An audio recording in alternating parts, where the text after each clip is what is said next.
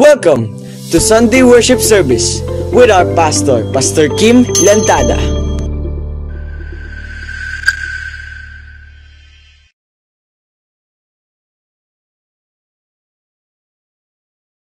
So, ngayon po ay bago po tayo dumako sa ating pong message, ay meron po muna akong i-joke sa inyo. So, warning po, joke po ito. So, prepare nyo na po yung sarili nyo na ito ay joke. Ayan. So, ngayon, meron isang asawang babae na nauna siyang namatay sa kanyang asawang lalaki. Kakalungkot naman, ano?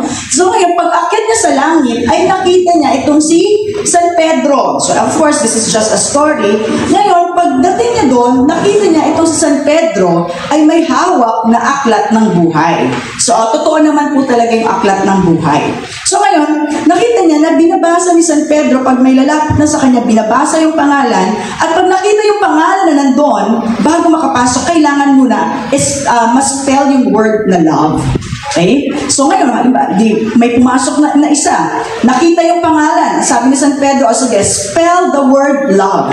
Sabi, L-O-V-E. Okay, pasok. So, sabi nito asawang babae ito, sus, gano'n naman pala, dali-dali naman pala. Sabi niya gano'n. Diba? No, dumating na sa kanya, praise God, nakita yung pangalan sa aklat ng buhay. At ang sabi sa kanya, now spell the word love. Sabi niya, L-O-V-E. Okay, pasok. Ngayon sabi ni San Pedro, teka, naiihi ako, magsi-CR muna ako. Pwede bang ikaw muna yung nandito sa pag-welcome sa mga tao? Tingnan mo yung pangalan, at pag nakita mo yung pangalan, pa-spell mo yung word na love. Pag na-spell yung love, pasok. So, ganun yung ginawa ng babae. So, bawat lumalapit sa kanya, nakikita yung pangalan. Pag nakita yung pangalan, pinapaspell yung word na love. Ngayon, banda doon, nakita niya, sabi niya, teka mo, asawa ko yun na. Sabi niya gano'n. So, nag-iisip siya, asawa ko yun. Tama nga, paglapit sa kanya, asawa niya. So, tingin niya yung pangalan sa aklat ng buhay. Sabi niya, ay, nasa aklat ng buhay ang pangalan. Ngayon, sabi niya sa asawa niya, sige nga, spell the word. Anong dapat spell? Love. Sabi niya doon sa asawa, spell the word Czechoslovakia. Sabi ng asawa niya, ha? So, mga misis, huwag niyo naman pahirapan ng mga asawa. Amen ba? Tandaan niyo, Father's Day ngayon. Amen ba? Palakpan natin ang Panginoon. So, praise God. Ngayon po, we are now bringing our church and even the whole denomination natin in this one vision, mission, core values, and even ito pong system na ating pong ginagawa sa ating church. So once again, balikan po natin. Ano nga ba yung vision? Okay, sige nga, ano po yung vision natin? Oh, nasulit na naman doon. Again. 1, 2, 3, go. Vision. DFCCI is united. And what is our mission? Ayan. So, dito po, pag nagkita po tayo sa bayan, sa palengke, sa grocery, tatanong ko po, anong vision? Anong vision? Sabi nga ni Pastor, baka doon magkaiwasan tayo. Anyway, so matapos po yung ating vision, sabi natin, we are, as a DFCCI, we are united to plant churches nationwide and beyond. Ang mission po natin is proclaim the gospel and multiply disciples. Pagdating naman po sa ating pong core values, ano naman po ang ating core values? Letter D stands for? Pangalawa po, letter F is family-oriented. Letter C is Christ-centered. Letter C is church planting. And letter I is influential ministry. So dahil po dyan, tayo po ngayon ay gumagawa ng sistema na may proseso upang mangyari yung ating vision, mission, and core values. So pag sinabi kasi nating vision, ito yung nakikita natin na mangyayari. Kumbaga parang pinaka-end result natin. And for us to have that end result, kailangan meron tayong gawin. So ito yung pinaka-mission natin. So pag sinabi naman natin core values, ito naman yung mga pinapahalagahan natin bilang isang Kristiyano, bilang isang membro o kasama dito sa ating pong church na ito na DFCCI. So ngayon, ang tawag po natin sa process na ating pong gagamitin ay yung lead. So ano naman po itong lead na ito? Pag sinabi po natin lead, yung L-E-A-D, leadership, empowerment, and development. So now, my family in the Lord, para saan po ba ang lead na ito? So ang lead na po ito po ay may layuning pasiglahin, paunlarin ang bawat Kristiyano, baguhan man o matagal ng Kristiyano, upang magamit ng Diyos ang kanyang buhay na magawa ang layunin ng Diyos para sa Kanya. So ibig sabihin, ano ba itong layunin ng Diyos na dapat natin gawin, na ibinibigay sa atin bawat Kristiyano? Ang layunin ng Diyos na ito ay ang iligtas ang buong sangkatauhan. So ibig sabihin, sa pamagitan po ng lead na ito, magagawa po natin ang ating buhay ay mangyari yung layunin ng Panginoon, at ang layunin ito ay maligtas ang buong sangkatauhan. So pag sinabi po natin na sangkatauhan, ibig sabihin po mga kapatid, kasama po dyan ang iyong pamilya. Kasama yung kaibigan mo, kasamahan mo. Pag sinabi natin kasamahan, kasama mo sa office, kasama mo sa negosyo, kasama mo sa school, kapitbahay mo, kasama mo sa sports, o sino man. Ito yung binabanggit na dapat mailigtas. Magamit yung buhay natin na sila po ay maligtas at makakilala sa Panginoon. And even sabi nga, those people that we know, and probably may mga kakilala tayo na hindi tayo kakilala, pero sinasabi ng Panginoon na dapat sila ay maisama natin doon sa mga maliligtas. Ang problema, karamihan sa mga Christians, o sabihin natin sa mga simbahan ngayon, ay hindi pa rin magawang sumunod sa utos ng Panginoon patungkol sa paglapit ng tao sa Panginoon. Yung hindi nila magawang ang kanilang buhay ay magamit upang magligtas at maging mga tagasunod ng Panginoon dito sa kanyang ipinag-uutos. And to be honest with you, huwag na po tayong lumayo. Dito na lang po sa ating church. Madami pa rin po sa atin ang hindi sumusunod talaga sa ipinag-uutos ng Panginoon pagdating sa paglapit ng mga tao sa Diyos. So sabi natin dito po sa ating process na ito sa lead, papakita po dyan sa atin, the lead process, ang unang-una po na dapat po natin gawin is to evangelize. Ayan po. So, pag sinabi po natin evangelize, ito po yung sinasabi natin nag-iebanghelyo. Nagbabahagi. Anong ibinabahagi? Ibinabahagi natin ang patungkol sa ating Panginoong Jesucristo. Na ano po ang ating Panginoong Jesucristo? Patungkol saan yung sinasabi natin about our Lord Jesus Christ? Na siya po yung ipinanganak, siya ang namatay, at of course, hindi po nanatiling patay, kundi nabuhay na siyang muli. At yan po ang nagdadala sa atin, at yan po ang dahilan na tayo ay nagkakaroon ng pag-asa. So, ibig po sabihin, our Lord Jesus Christ, pinanganak, namatay, at nabuhay, kaya merong pag-asa ang bawat isa sa atin. That is why we have to lead people to Christ. At yan po yung ating pag-uusapan ngayong umaga. We are leading people to Christ. Ibig sabihin, we are going to share the good news to them. Bakit po? Because the end result ay yung ating vision that we want to plant churches.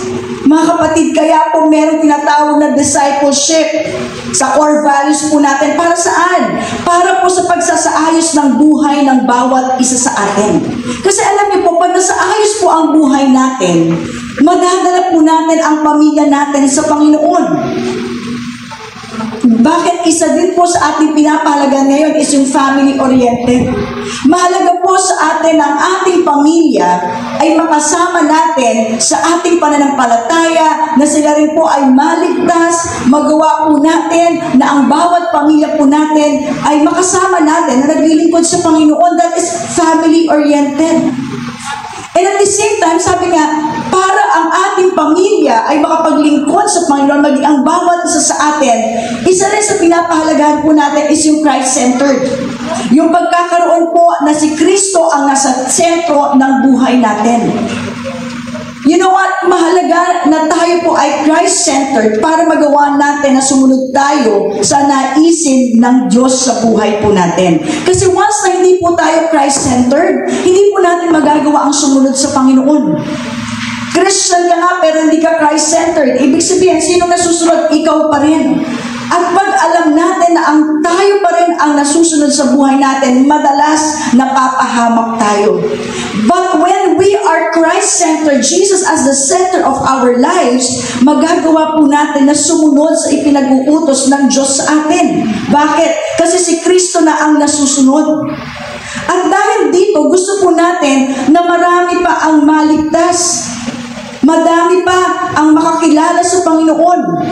At alam natin, pag ito po ay dumadami ang nakakakilala sa Panginoon, madami ang nababago ang buhay, madami ang pamilyang nare-restore, madami ang patuloy na gumagawa ng kalooban ng Panginoon, kailangan natin na magtayo ng simbahan. We need to plant churches. Why? Para meron po tayong paglalagyan ng mga tao na inailalapit natin sa Panginoon. And at the same time, sabi natin, it's very important na tayo, alam natin that we are an influence. Amen? Sabi mo nga sa tabi mo, influence ka. Ngayon, ang tanong, anong klaseng influence? Are you a good influence? Are you a bad influence? Diba? So, sabi natin sa core values natin, influential ministry. Yung ma-influensyahan natin ang tao sa paggawa ng tama at mabuti. Amen po ba? Yung sabi nga nagagawa natin na ma-influensyahan na tayo mismo sa buhay natin, ginagawa natin ang tama. Gumagawa tayo ng mabuti. Pinipili natin ang kabutihan, pinipili natin ang pagsunod sa Panginoon. Why? Because that is part of our core values. An influential life. Amen? Tingnan mo ulit yung katabi mo kasi yung katabi mo lang naman talaga makakausap mo eh. Sabi mo sa kanya, good influence or bad influence? But I pray, di ba, after natin marinig yung message last Sunday, ay nandun na tayo na sinasabi natin, we are the salt and light of this world. So this time po pag-usapan natin, lead people to Christ. Ano nga ba ang dapat natin sundin sa pinagagawa ng Panginoon? In Matthew 28 verse 18 to 19, ang sabi po dito, lumapit sa kanila si Jesus at sinabi, ibinigay sa akin ang lahat ng kapangyarihan sa langit at sa lupa, kaya puntahan ninyo ang lahat ng mga lahi at gawin silang mga tagasunod ko. Bautismuhan ninyo sila sa pangalan ng Ama at ng Anak at ng Banal na Espiritu. So ano sinasabi dito? Na ang sabi, gawin natin silang mga tagasunod ni Kristo. So pag tayo daw po ay tagasunod ni Kristo, sigurado po, hindi ka mapapasama. Sabi nga, walang sumunod sa Diyos na pinabayaan ng Diyos. Walang sumunod sa Panginoon na napahamak. Tanong mo yung katabi mo, tagasunod ka ba ni Kristo? Sige, kausapin mo yan para, diba, para maging alert siya sa message ng Lord ngayon. So, ibig sabihin po na may family, the Lord Jesus is expecting all Christians. Pwede ba makarinig ng amen sa lahat ng Kristiyano? So, ibig sabihin, para sa atin to, Jesus is expecting you and me na sumunod tayong lahat sa Kanyang ipinag-uutos. And this is very clear in Mark chapter 16 verse 15. Pagkatapos sinabi ni Jesus sa kanila, ito yung pinag-uutos na kailangan natin sundin. Humayo kayo sa buong mundo at ipangaral ninyo ang mabuting balita sa lahat ng tao. So sabi natin, ano nga ba itong mabuting balita na ito na sinasabi na dapat natin ibahagi, ipangaral? Again, the good news is about our Lord Jesus Christ. And what is about our Lord Jesus Christ? Ipinanganak siya, namatay para sa atin, iniligtas, pinatawad ng ating kasalanan, at siya ay hindi na natiling patay, kundi siya ay nabuhay. And this gives us hope. At kanino po natin ito dapat ibahagi? Sa lahat ng tao. Amen po ba?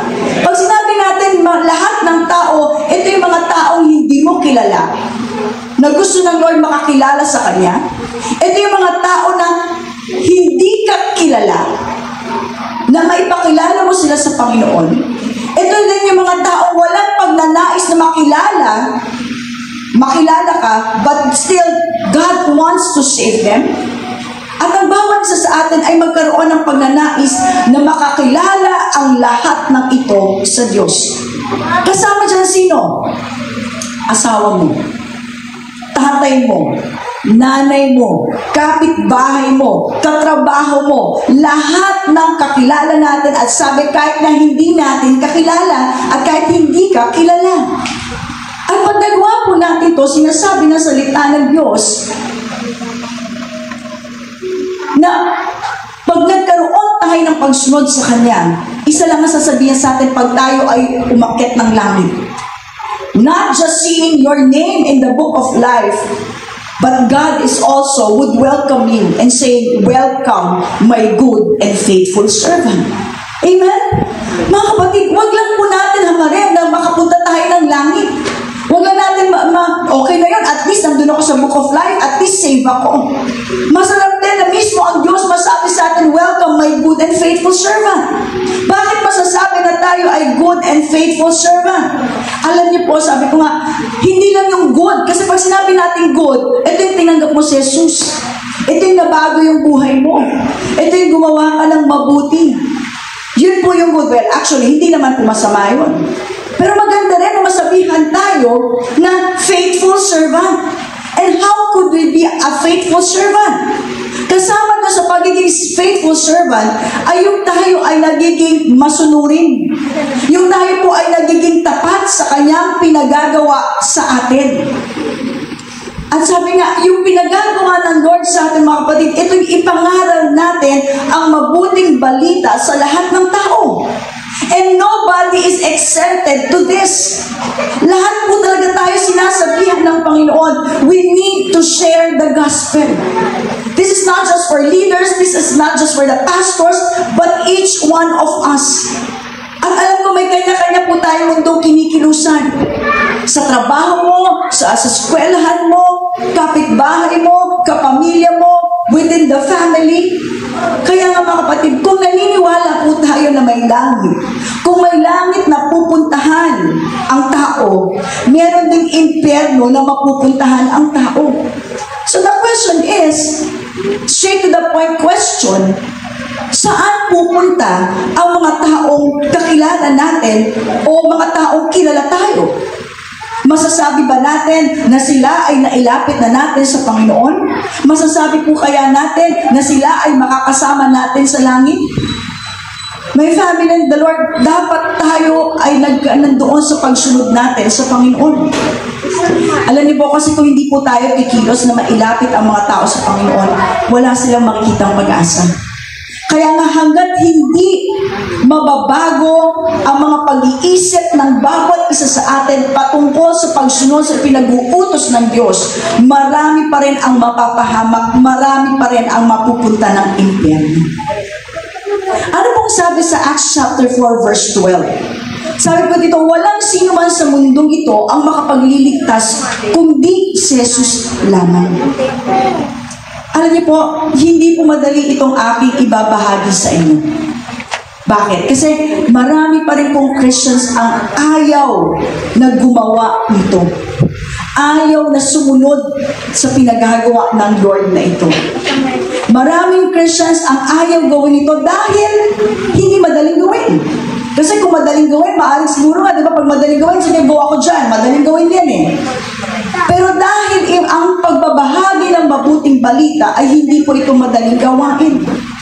Alam niyo po, madaling mangaral, pag ang pag-uusapan o ang ipapangaral ay patungkol sa gagawin ng Diyos sa buhay natin. Halimbawa, if the preaching is about God will bless you, God will heal you, God will give you victory, ay ang lahat ng tao, lahat ng Christians very excited dyan. Why? Kasi ito yung gagawin ng Diyos sa buhay nila. Ito yung gagawin ng Diyos sa buhay natin. And we want that. Hindi naman po masama yan. Pero pag ang usapin na ay yung ipinagagawa ng Diyos sa atin, pag ang usapin na ay yung ipinag-uutos ng Diyos sa atin, minsan, hindi tayo ganun ka-interesado pakinggan. Why? Kasi meron ang kukunin sa atin. Pero kung tayo ang may kukunin sa Lord, we are excited. Pero sana sa umagang ito, it is my prayer na sa umagang ito, lumabas tayo dito na may pagbabago ng ating mga puso. It's not just about what God can do in my life, but this time, it is about what I can do for God.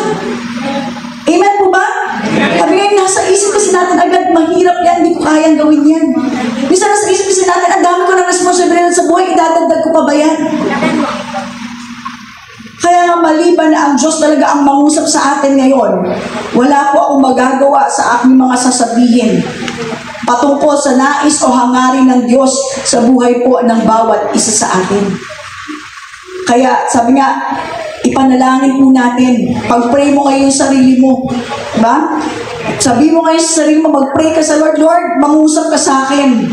Lord, buksan mo yung puso ko. Maraming mga Christians ngayon ang nawawala na ang paghahangad na makahikayat, makapagpalapit ng tao sa Panginoon. Kung mapapansin po natin before the pandemic, talaga nga naman sabi ko nga, ang church natin, grabe, sobrang active. Nagkikita-kita pa tayo sa daan. Di ba nagsasabi pa tayo, oh, huwag ka na pupunta dyan, nagpunta na ako dyan.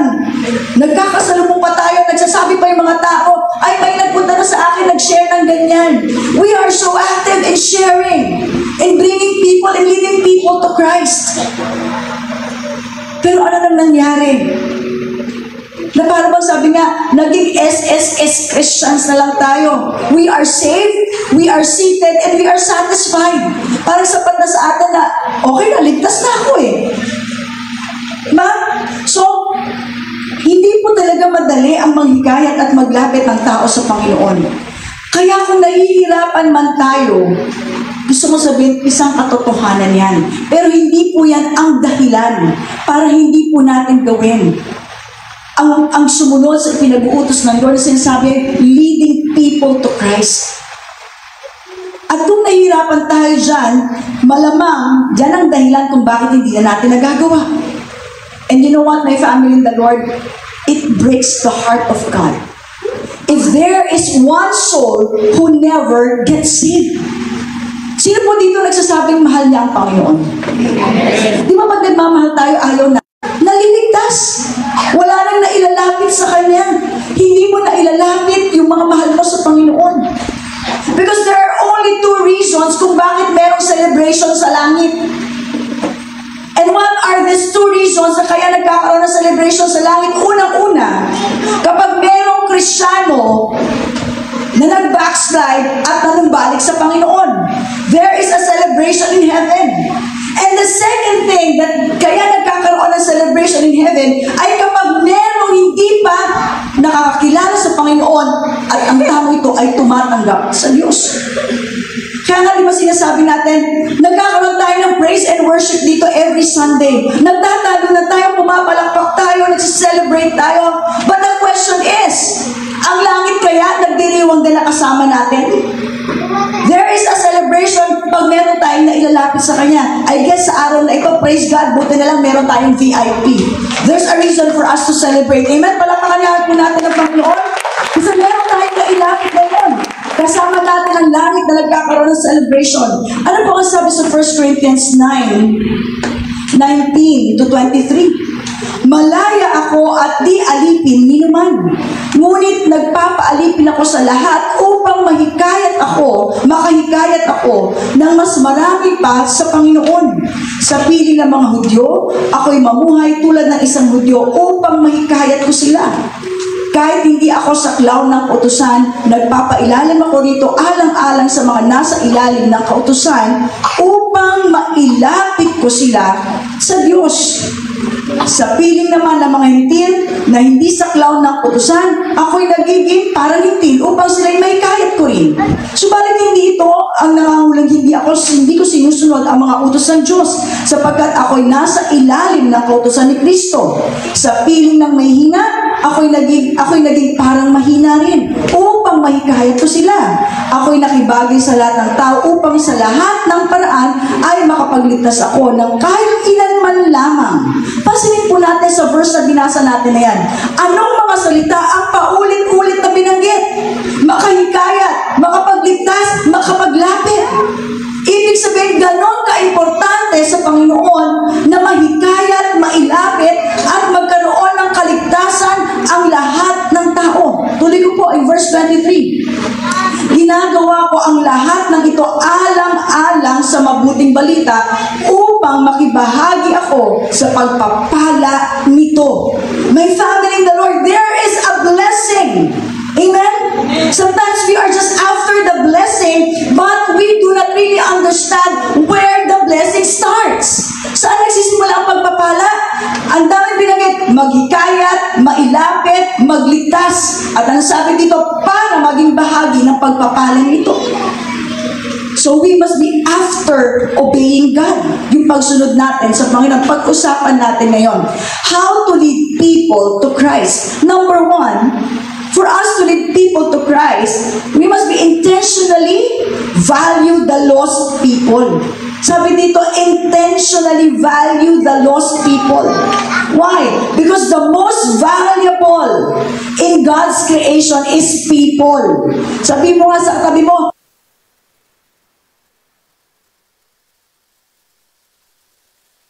alam po natin yan, pero siya po ay nagkatawang tao. Kaya po pinangyari na si Jesus was born of the Holy Spirit. Bakit po nagkatawang tao? Kasi tao ang ililigtas. E di kung hayop, e di nagkatawang hayop siguro. Diba kung halaman, e di nagkatawang halaman. Pero dahil tao ang ililigtas, tayo ang kailangan iligtas. Kaya sabi, kailangan magkatawang tao. At dahil dyan, na tayo po ang niligtas ng Panginoon, nais din ng Diyos na magamit niya upang mailapit natin ang mga tao sa Kanya at magkaroon ng kaligtasan. Alam ng Diyos na hindi po madali yan. Sabi ko nga, maaari siguro isipin natin, sabi ko nga, one time naisip ko nung time na mahayo kami, ako mismo po, naranasan ko na mapagbagsakan ng pintuan, maranasan ko na iduro ako ng mga tao po na sinisharan ko. Meron pa yung one time, tao po, walang tao dito. Di ba walang tao, pero may sumagot. Diba? Naranasan ko po yun. Nagsishare ako ng gospel, so nakapag-share ako ng gospel, sabi ko, alam niyo po, lahat po ng tao yung nagkasala. Ako, kayo. Nung sinabi kong kayo, sino nagsabi sa'yo? Anong karapatan mo? Para sabihin ako nagkasala, baka ikaw makasalanan ka. Grabe, di ba? Sabi ko nung time na yun, Lord, bakit hindi nilang kaya anghel ang ginamit mo? Bakit kailangan ako pa? Diba yung maranasan mo mabagsakan ng pintuan, masalago ng bintana, tapos dinuro-duro pa ako. Sabi ko, Lord, bakit hindi na lang anghel? Diba? Naisip niyo ba yun? At least ang anghel, hindi kailangan ng pamasahe. Lilipad lang yan, makakapunta doon sa lugar kahit gaano kalayo. Hindi nagugutom. Diba? Hindi kailangan ng pera. Samantalang tayo, di ba, hindi napapagod ang mga anghel. Bakit tayo pa? Kasi mga kapatid, unang-una, tayo kasi ang unang nakaranas ng kaligtasan. Tayo ang nakakaramdam ng mga pinagdadaanan ng mga tao na ating nais ilapit sa Panginoon. At yung mga tao ito, sila yung mga nasasaktan, nahihirapan, napapagod, sila yung nawawalan ng pag-asa, na minsan ay tayo rin nasa ganyang kalalagayan. Amen? Kaya tayo yung mas nakaka-relate sa kanila. And I want to tell you, mismo ang ating Panginoon Jesus, ganyan din ang naranasan. Nasaktan, nahirapan, naiwan. Kaya nga nagkatawang tao siya at masasabi niya sa atin, I understand what you are going through. At maging sa buhay po ng bawat isa sa atin. Kaya nga alam nyo, dapat una po natin makita kung paano po tayo pinahalagahan ng Panginoon. Isipin nyo, nagkatawang tao para mailigtas tayo.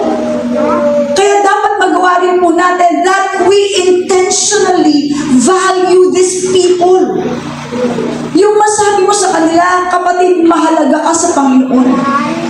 Alam mo, gusto ko sabihin sa iyo, mahal ka ng Panginoon. Sabi mo nga sa katabi mo, mahal ka ng Panginoon.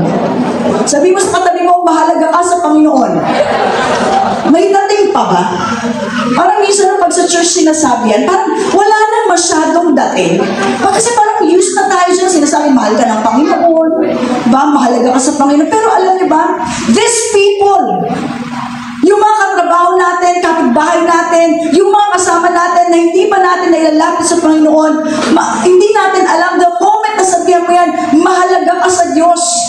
Mahal ka ng Panginoon, hindi mo alam na yung araw na yan, yan mismo ang kailangan na kailangan niya sa buhay niya. He's waiting, she's waiting for that words na may magsabi sa kanya, mahalaga ka.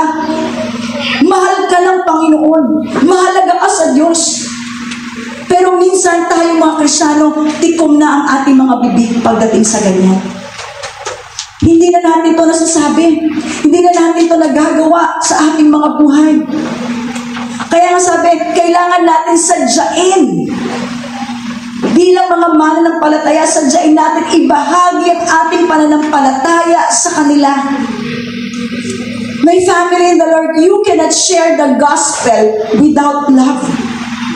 And I believe each one of us experienced the love of God. Amen po ba? Sino po dito naranasan ba yung pag-ibig ng Panginoon? Kaya po ang bawat isa sa atin ay nandito ngayon. It is because of the love of God. Kaya po tayo naligtas, kaya po tayo pinatawad, kaya nabagong buhay natin, kaya narating mo yung mga pangarap mo sa buhay. It is because of the love of God.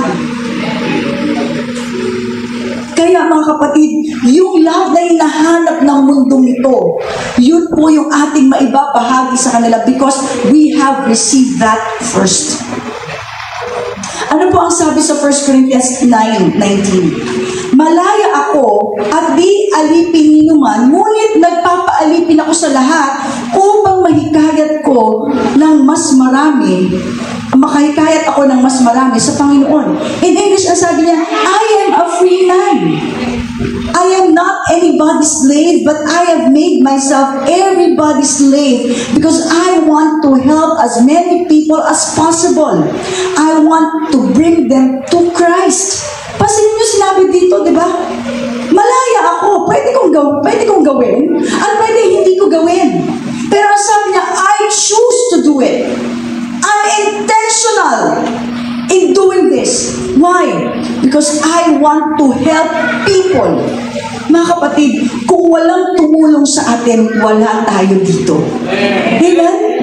Kung walang tao na nagmahal sa Diyos, naranasan ang pag-ibig ng Diyos, na ipinahagi sa atin, wala tayo dito. And I believe, yung tunay na nakaranas ng pag-ibig ng Diyos at nagsasabing nagmamahal sa Diyos, would have this intention to value other people too. Amen po ba? Kung sinasabi mo na naranasan kong pag-ibig ng Diyos, alam niyo po, ang tunay na nakaranas ng pag-ibig, grabe yan eh. Diba sabi nga, nagpapakilos yan. Kahit anong hirap niyan, kakayanin. Sabi ko nga, nung nandun po kami sa Iloilo, sa Guimaras. So medyo probinsya po talaga, tumawid pa kami. Yung tipo bang alas 6 ng gabi, yung mga tao nasa loob na ng bahay, ganun po yung pinuntahan namin lugar. So ngayon, nagkahiyaan ang sabi, maglakad daw kami from doon sa church, doon sa tinitirahan. So tinanong ko na, malapit lang po ba?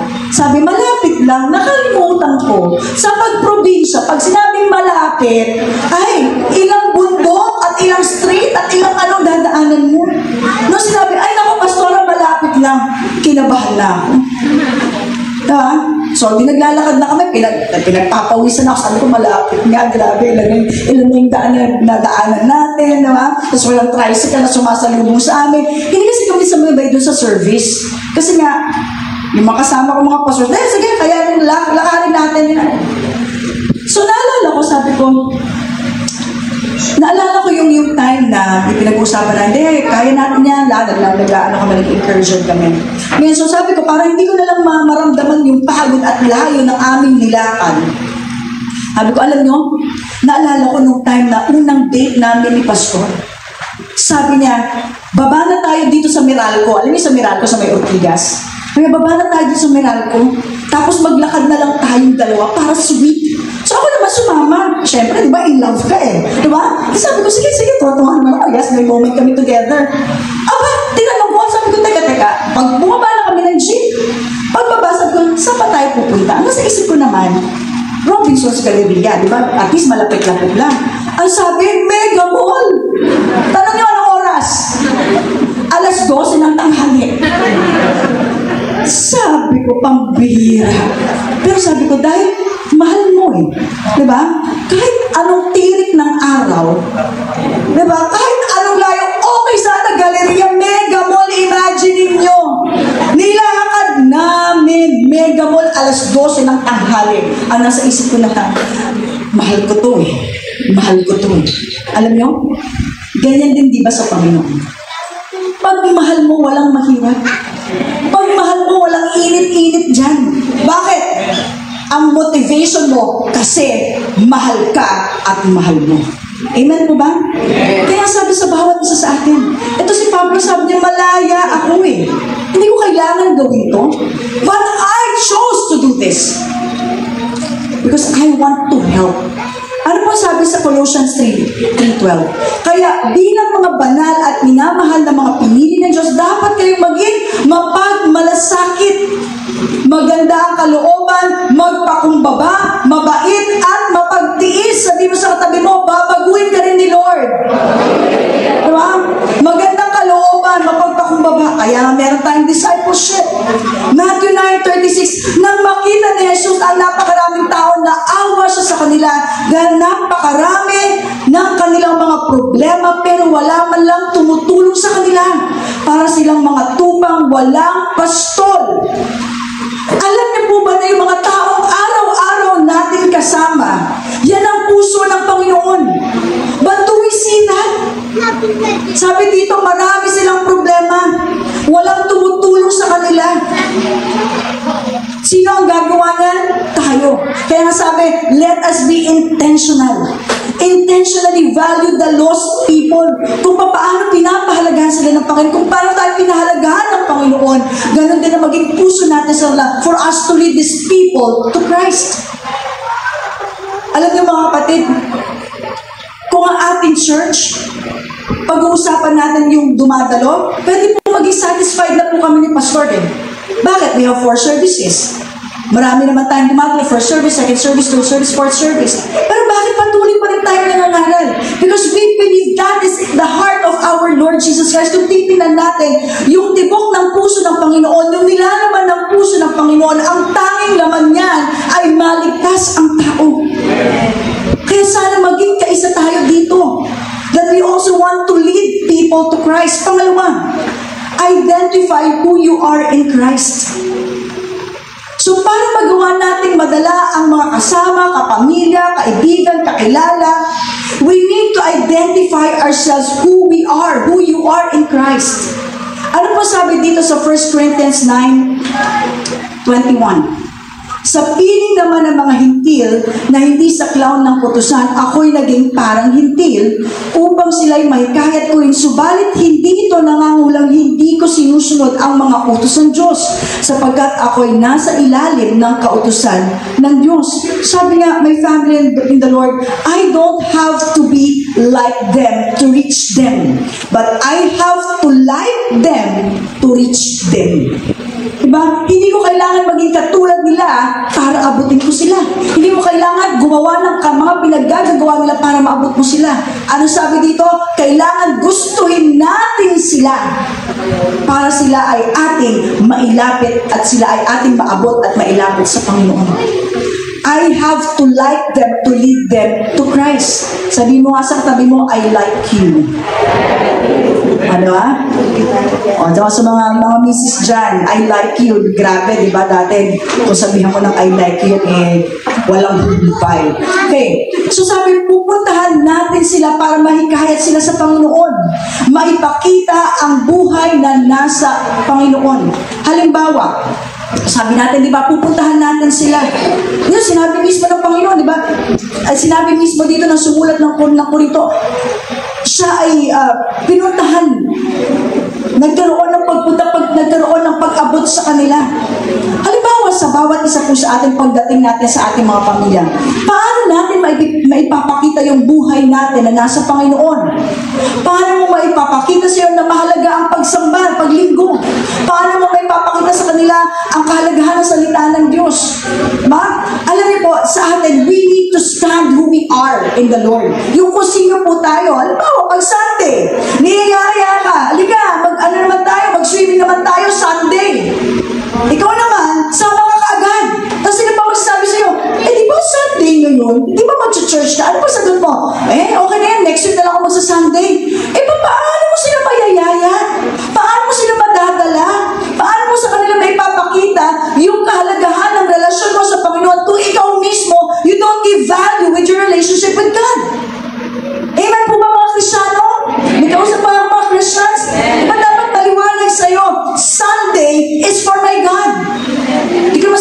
kayo sumama, magsimba muna kayo, tsaka na lang kayo sumunod. Bakit? Kasi dito mo na ipapakita sa kanila, this is who I am. Ito ako kay Kristo, mahalaga sa akin ang relasyon ko sa Panginoon kasi mismo ang Diyos, pinahalagahan ako. Sunday is a Sunday, it's not my holiday, it's not my family day. That is your day, Lord. That is my day for you, Lord. Diba? Pag nagbabasa ka ng Bible, di ba minsan, mabasa-basa ka pa ng Bible. Ipakita mo na nagbabasa ka ng Bible at ang pinakamahalaga sa lahat, ipakita mo na yung binabasa mo, pinamumuhay mo. Kaya nagkakaroon ng persecution eh. Bakit? Pinapakita mo nagbabasa ka ng Bible, pero kung makainit ka naman ng ulo, mga salitang lumalabas sa bibig mo. Diba? So dapat maipakita natin yan. Pag nagpipray ka, iparinig mo. Alam niya, meron isang patotoo dito, isang kabataan. Ay, totoo po ito, isang kabataan na pinagpipray po niya yung kanyang tatay. Kasi yung tatay niya, kada uuwi na lang lasing. Ngayon, yung tatay niya, one night, umuwi. Kasi nalaman ng bata na wala pa yung tatay niya. So ginawa nung kabataan ito, nag-pray siya. At hindi niya alam na yung tatay niya dumaan doon sa kwarto. Nag-pray siya, Panginoon, ingatan niyo po yung tatay ko, nasan man po siya ngayon. Samahan niyo po siya, huwag niyo pong pahintulutan na madisgrasya siya. Makarating po siya dito ng ligtas. At Lord, alam ko, kaya mo pa rin baguhin ang tatay ko. Magkakasundo sila ng nanay ko. Narinig ang tatay niya yun. Akala ng tatay niya, lasing lang siya. Diba? Ngayon, kinabukasan, uwi na naman, lasing na naman. Narinig na naman, pagdaan niya doon sa kwarto ng anak niya, narinig na naman niya. Sabi niya, Panginoon, iligtas niyo po yung tatay ko, huwag po siya mapahamak, pakauwi po siya ng ligtas, mahal ko po siya.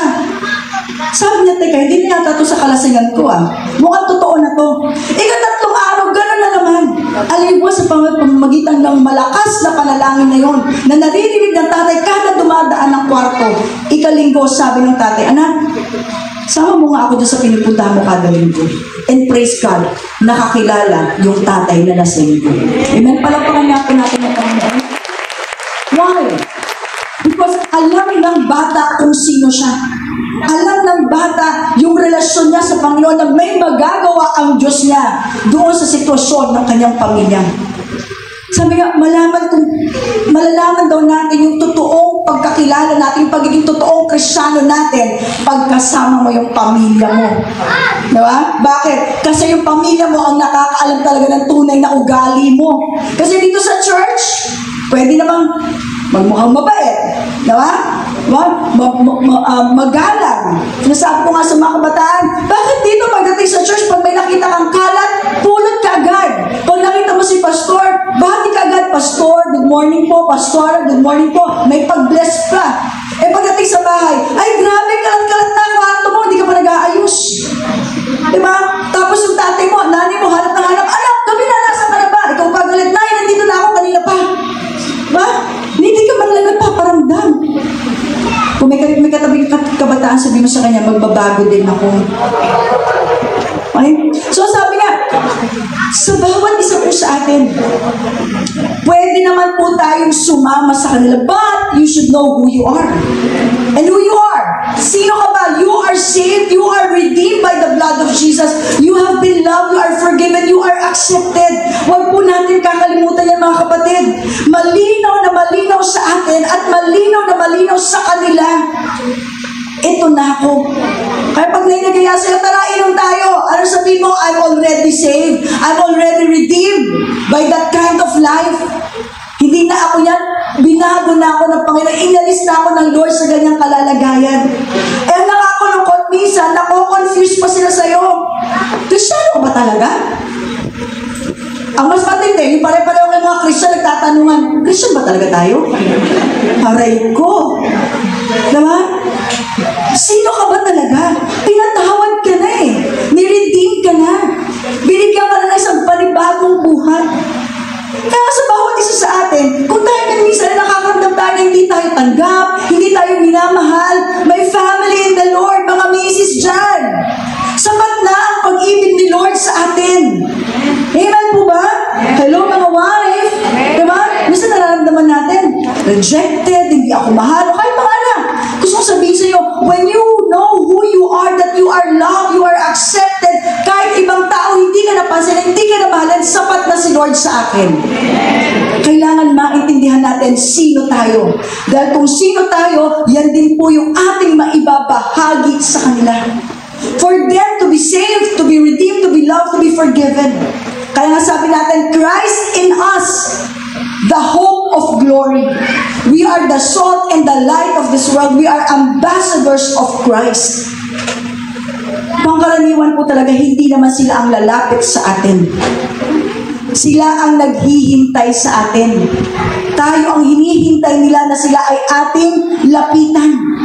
Kahit ang ating Panginoon Jesus, alam natin yan. Siya yung lumalapit sa may mga karamdaman. Anong gusto mong gawin ko sa iyo? Maging sa bawat isa po sa atin. So how are we going to lead people to Christ? Intentionally value the lost people. Pangalawa, identify who you are in Christ. At pangatlo, involve your life with them. Sabihin na natin, involve. Matthew 9:35 to 38. Nilipot ni Jesus ang lahat ng mga bayan at nayon doon. Nagtuturo siya sa kanila, mga sinagoga, at ipinapangaral ang mabuting balita tungkol sa paghahari ng Diyos. Pinagaling din niya ang lahat ng uri ng sakit at karamdaman. Nang makita niya ang napakaraming tao, nahabag siya sa kanila sapagkat sila ay litong-lito at hindi nila alam ang gagawin para mga tupang walang pastol. Kaya sinabi niya sa kanyang mga alagad, napakaraming aanihin, ngunit kakaunti ang mag-aani. Idalangin ninyo sa may-ari ng aanihin na magpadala ng mga mag-aani. So pansinin po natin, Jesus Himself showed this. Siya mismo sabi, nilibot niya ang lahat ng bayan at nayon doon. Kaya sa bawat isa sa atin, sinasabi sa atin, tayo ang pupunta sa kanila. We need to go there kasi hindi natin madadama ang kanilang kalalagayan, ang kanilang pinagdadaanan kung hindi tayo mismo ang aabot sa kanila, hindi tayo mismo ang pupunta sa kanila. Kaya nga sabi dito, when Jesus saw, Jesus was moved. Kaya pansinin po natin, di ba? Grabe yung ginawa ng ating Panginoon Jesus. Jesus came to this world for us to be saved. Nagkatawang tao siya upang mabuhay ang bawat isa sa atin na kasama natin siya at maranasan natin yung kanyang pagliligtas, yung kanyang pag-ibig sa bawat isa sa atin. Kaya nga may family in the Lord, dapat nagagawa din natin ang magkatawang tao. Ano? Ano ibig sabihin ito, magkatawang tao? Mabuhay tayo na kasama nila. Yung ilagay mo yung sarili mo. Yung ano yung pakiramdam mo, ikaw ay walang-walang pag-asa. At nakakilala ka sa Panginoon, may nagbahagi sila ng mabuting balita, nagkaroon ka ng pag-asa. And now they are in that position. Nandun sila sa ganong kalalagayan. Sabi ko nga po sa inyo, kaya siguro ganon na rin talaga yung heart to for the young people kasi grabe yung pinagdaanan ko ng kabataan ako. At iniisip ko, papaano na lang ko ang mga kabataan, walang magmahal sa kanila, walang maglapit sa kanila sa Panginoon. Sa bawat isa sa atin, huwag lang tayong invite, click, share, di ba? We should talk to them. We should be with them. We should go to them. Bakit nawawala yung passion? Bakit nawawala yung compassion na mailapit sila sa Panginoon? Alam niyo kung bakit? Kasi tumigil na tayo sa evangelism. Hindi na natin nakita na para magsapat na sa atin. Nagganto tayo every Sunday, umaattend tayo. But the question is, paano naman yung mga taong nasa labas? Paano naman yung mga taong na hindi pa nakakilala sa Panginoon? In Matthew 28:18 to 19, lumapit sa kanila si Jesus at sinabi, ibinigay na sa akin ang lahat ng kapangyarihan sa langit at sa lupa. Kaya puntahan ninyo ang lahat ng mga lahi at gawin silang mga tagasunod ko. Bautismohan ninyo sila sa pangalan ng Ama at ng Anak at ng Banal na Espiritu. Alam niyo po, huwag po kayo mag-alala, just do your part. Hindi po tayo ang nagliligtas. Hindi po tayo ang nagbabago ng buhay. Si Jesus ang nagbabago ng buhay. What we need to do is connect to them. We don't need to correct them. Diba? Kailangan ipakita natin, we need to connect to them. We need to share to them about the love of God. Si Jesus ang may kakayahan na magbago ng buhay. Anong gagawin natin? Just love them. Kapag nagawa natin pong mahalin sila, pahalagahan sila, ito na po yung pagkakataon natin upang sila ay ating pong madala at maipadama sa kanila yung pag-ibig ng Panginoon sa kanila. Kaya nga sabi natin, di ba, gagawa tayo sa buhay nila. Yung maipakita natin na mahal natin sila at pag naipadama natin sa kanila, yun, alam niyo, people will also love us. Pahalagahan din po tayo ng tao. At pag nagawa po natin, pagkakataon na po natin yun, upang sila po matutunan din po nila ang patungkol sa pagmamahal ng Diyos. Minsan po kasi, pag sinabi mong mahal ka ng Panginoon, sinisip nila, ano ba yun? And for them to understand the love of God, sino magpapakita nun? Bawat isa sa atin. Tayo ang unang magmamahal sa kanila. Amen? Para sabi nga, it is the example about God loving them. So, paano mangyayari yun? Sabi natin, if they won't love you, they won't love your God. So, ibig sabihin, sa atin muna sila talaga nakatingin bago sila tumingin sa Panginoon. Let us be a friend to them. Diba sabi nga, diba si Jesus, He's a friend to sinners. So, hindi naman po masama ang maghangad ng mga bagay sa mundo ito. Maganda po yan, na nagpapakita rin po natin that our life is a blessed life. Pero wag lang naman natin mapabayaan ang makapaghikayat ng tao upang sila po ay makalapit sa Panginoon. Isa po rin yan sa naging effect po ng ating pandemic eh. Yung parang ba kasi natakot, mawalan ng trabaho ang tao. Diba kaya parang naging focus na lang, kailangan may trabaho para makapamuhay, para mag-survive. You know what? Ang pinakakailangan ng tao para mabuhay ay kaligtasan. At yan ang nasa atin. At ang pinakakailangan ng tao yung pagmamahal. At yung pagmamahal na yan, sa Panginoon matatagpuan. At tayo ang unang nakaranas niyan. So sabi natin, lead people to Christ. How are we going to lead people to Christ? Intentionally value the lost people. Kahit ang katabi mo, baka hindi mo alam. Nakikita niyo yung sarili niya na hindi ako mahalaga. Maaring ang tao na yan nakakaranas sa parang hindi siya minamahal. Mga kapatid, bawat isa sa atin, we can intentionally value these people. Identify who you are in the Lord. Sino ka ba sa Panginoon? Ano bang meron ka? Ano bang nagawa ng Panginoon sa buhay mo? And that is what we could also share to these people. And of course, hindi lang po tayo. Hindi po pwedeng matapos na marinig mo ang salita ng Diyos, wala na tayong gagawin. Involve your life with them. Puntahan natin. Establish a relationship. Yung meron tayong ginagawa na ganyan. I remember, I had this prayer. Sabi ko, Lord, gusto ko rin naman na nag-pray ako sa Panginoon, Lord, I know my heart is for the young people, but give me also this compassion sa mga kababaihan. Kasi sabi ko, syempre, marami rin mga kababaihan na dinadala ang short. This was my prayer long time ago.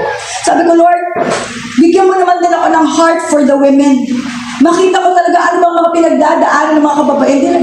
Baka sabihin mo masyado akong feminist, para mabaalo yung pinag-pray ko sa Lord. Pero yun yung time na yun. Alam niyo po ba, nung time na yun, nag-pray ako ng gano'n sa Panginoon. Nakita ko ng mga kababaihan. Kababaihan na naglalakad, na parang wala sa sarili. Diba?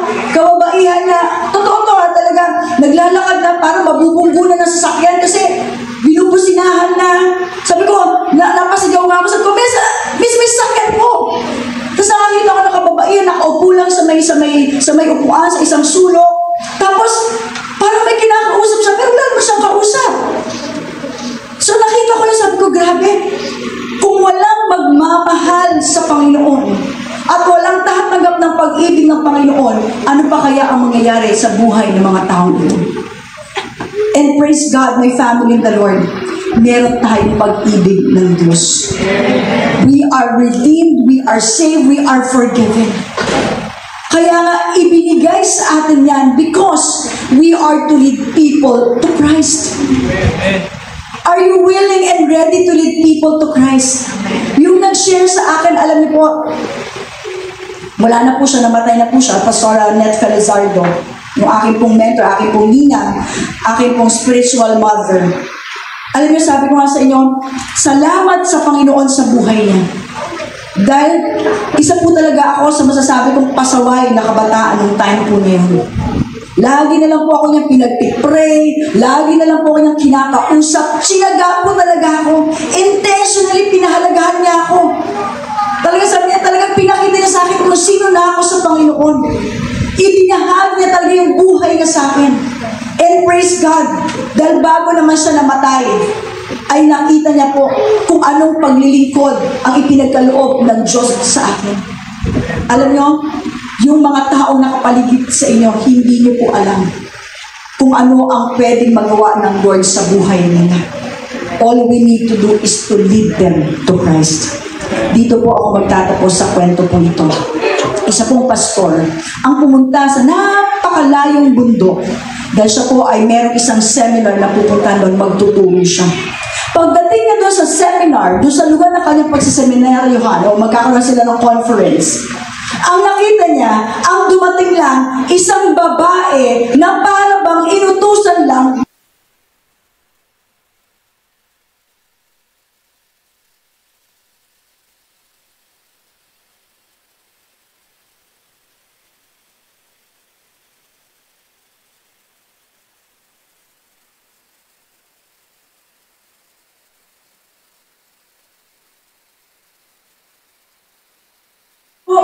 Next week na lang natin gawin tong conference natin. Kasi na-discourage yung pastor, nag-iisa lang eh. Sabi ng babae, sige po pastor. Sabi niya, sige, salamat, see you na lang next week. Ngayon, nang papaalis na yung pastor, nag-usap ang Lord sa kanya. Sabi niya, bakit iniwan mo yung nag-iisa na yun? Balikan mo, ituloy mo yung conference, ituloy mo yung seminar, at mangaral ka na para bang daan-daan, libo-libo. Kasi sana yung pastor na yun, libo-libo yung umaatin. Pagdating niya doon sa bundok na isa lang ang dumating. Sabi niya, mangaral ka na para bang libo-libo, daan-daan. Yung kausap mo, makonvict ng pastor, bumalik. Pagbalik doon, tinawag niya yung babae, Miss, alika, balik ka dito. Magkakaroon tayo ng conference, tungtuwa yung babae. At yung pastor naman nangarap talaga na parang daang-daang libo yung nasa harapan niya. Matapos ang conference, this is a true story. Matapos ang conference, umuwi na siya. After 2 years, nalaman ng pastor na yung babae na yon na nag-iisa na nakachinela sa parang bibili ng suka, mismo yung tahanan niya ay naging church at daang-daang katribo niya, kababayan niya ang naligtas because of one person. Sa bawat isa sa atin, hindi natin alam na baka yung kapitbahay mo na naghihintay sa'yo, yung katrabaho mo, yung kasama mo, yung anak mo, parang hindi mo alam. Parang nakikita mo lang, parang imposible. Nothing shall be impossible pag ang puso natin ay sumunod sa Panginoon. Amen? Kaya nga po dito po sa ating church, meron po tayo ngayong gagawin as a church. Nauna na po ang mga team of 12, but this time, it's a church. Gagawin po natin itong Operation John 15:16. Go, bear fruit, and let the fruit remain. Sabi mo sa katabi mo, kasama ka na dito ngayon. Ano mo gagawin natin? Meron po tayo mga 5 barangay na pinuntahan. Sasama tayo, gagawin natin, we will be praying for them. Prayer 1, babalikan natin sila, ipag-pray natin sila ulit, at pagbalik natin sa kanila, magbibigay tayo ng kahit ano, isang saging, isang mansanas. Kasi alam niyo po, ang tao, pag binigyan mo yan, napapalapit ang puso sa iyo eh. Diba? Eh ano ba naman yung isang mansanas kung maliligtas naman yan, kung mapapalapit naman sa iyo yan? Amen po ba? At pagkatapos mo yan, after prayer 1, prayer 2, magbibigay tayo sa kanilang fruit, we will share the gospel. Huwag kayong matakot, tuturuan namin kayo paano mag-share ng gospel. Madali lang po yan. Then after that, we will give them a Bible. Pagkabigay po natin ng Bible, mag-o-offer na po tayo sa kanila ng home Bible study. Isipin nyo, diba? Bawat isa sa atin, pupunta tayo sa kanilang tahanan. Yung tatay, yung nanay, yung pamilya, magagamit ang buhay natin to lead them to Christ. The question is this: are you willing to lead people? Are you willing to lead yung kaibigan mo, kaklase mo, katrabaho, kapitbahay mo na mailapit sila sa Panginoon? The essence essence of being a Christian is being able to share the gospel. Tayo pong lahat ay tumayo.